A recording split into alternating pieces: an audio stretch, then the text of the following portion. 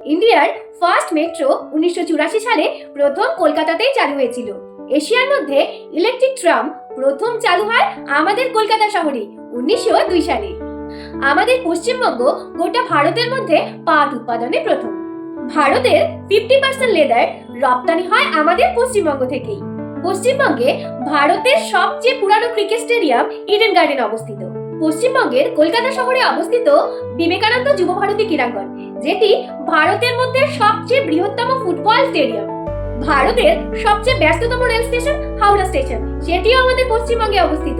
শুধু তাই না, ভারতের মধ্যে সবচেয়ে উচ্চতম রেল স্টেশন ঘুম, যেটি অবস্থিত দার্জিলিং।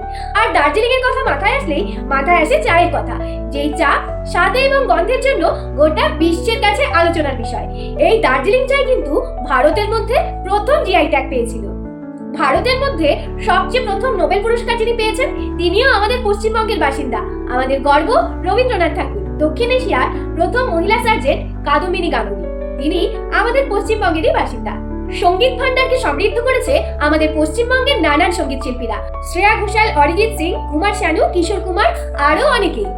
চলচ্চিত্র জগতেও আমাদের পশ্চিমবঙ্গের অভিনেতা এবং অভিনেত্রীরা যথেষ্ট অবদান রাখে। পশ্চিমবঙ্গ এমন একটি রাজ্য যার চতুর্দিক নানা বৈচিত্র্যে পরিপূর্ণ। এখানে উত্তরে রয়েছে পাহাড়, দক্ষিণে বঙ্গোপসাগর, এছাড়াও রয়েছে সমভূমি এবং মালভূমি। সবকিছু মিলেমিশে পশ্চিমবঙ্গের প্রাকৃতিক পরিবেশ দারুণ মনোহর।